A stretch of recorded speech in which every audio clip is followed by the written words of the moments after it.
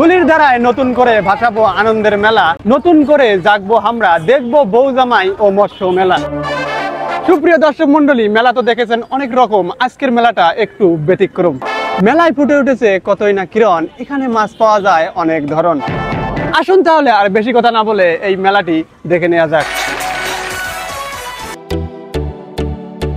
গ্রাম বাংলার ঐতিহ্য ধরে রাখতে লালমনিরহাটে 15 দিন ব্যাপী বসেছে বউ জামাই মেলা। মেলায় থাকছে মাছ ও পিঠার আসর।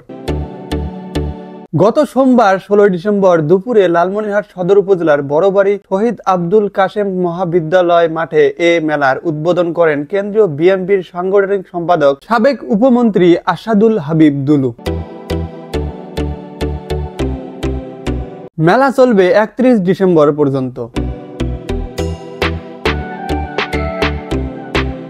আয়োজকরা জানান, মহান বিজয় দিবস উপলক্ষে গ্রাম বাংলার ঐতিহ্য ধরে রাখতে 15 দিন ব্যাপী বউজামাই মেলার উদ্বোধন করা হয়েছে। প্রথম দিনেই উপচে পড়া ভিড় দেখা গেছে মেলা জুড়ে। গলায় মালা ও শাড়ি পরে মেয়ে জামাই মেলায় এসে আনন্দ উপভোগ করেছেন।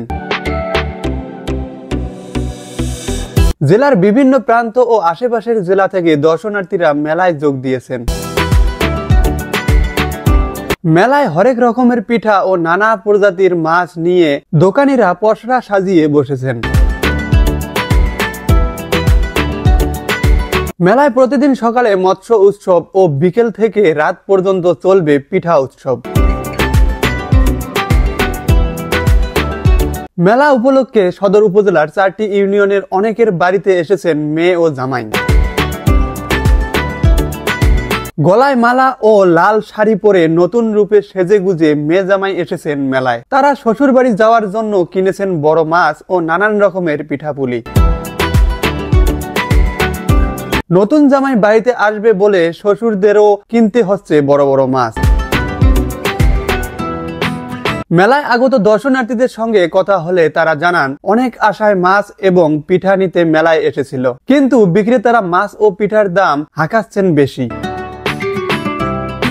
তবে দাম যাই হোক, গ্রাম বাংলার ঐতিহ্য ধরে রাখার জন্য মেলায় আসা বউ ও জামাই পছন্দ মতো মাছ ও পিঠা কিনে শ্বশুর বাড়ির দিকে রওনা দিচ্ছেন। বিক্রেতারা বলছেন আরতেই দাম চড়া, এ কারণে পরিবহন খরচ নিয়ে এই মাছগুলোর বিক্রি করতে হচ্ছে। মেলায় বিক্রি বেশি হয় তাই লাভ কম করি। পিঠা বিক্রেতা বলছেন, সব জিনিসেরই দাম বেশি হওয়ায় এবছর পিঠার দাম একটু বাড়াতে হয়েছে। মেলার আয়োজক কমিটির আহ্বায়ক ফারুক সিদ্দিকী জানান, গ্রামীণ ঐতিহ্যকে ধরে রাখতে বউজামাই মেলার আয়োজন করা হয়েছে। জামাই মেলা থেকে বড় মাছ কিনে শ্বশুর বাড়ি যাবে আর হরেক রকম পিঠা খাবে। এছাড়াও নতুন প্রজন্মের শিশুরা বিলুপ্ত প্রায় অনেক প্রজাতির মাছের সঙ্গে পরিচিত হতে পারবে। সব মিলিয়ে গ্রাম বাংলার হারানো ঐতিহ্য ফিরিয়ে আনতেই মূলত এ ব্যতিক্রমী মেলার আয়োজন করা হয়েছে।